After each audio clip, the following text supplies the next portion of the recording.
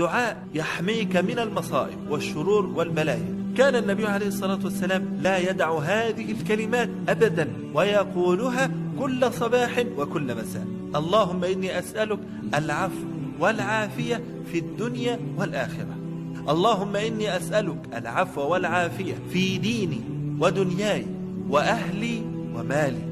اللهم استر عوراتي وآمن روعاتي.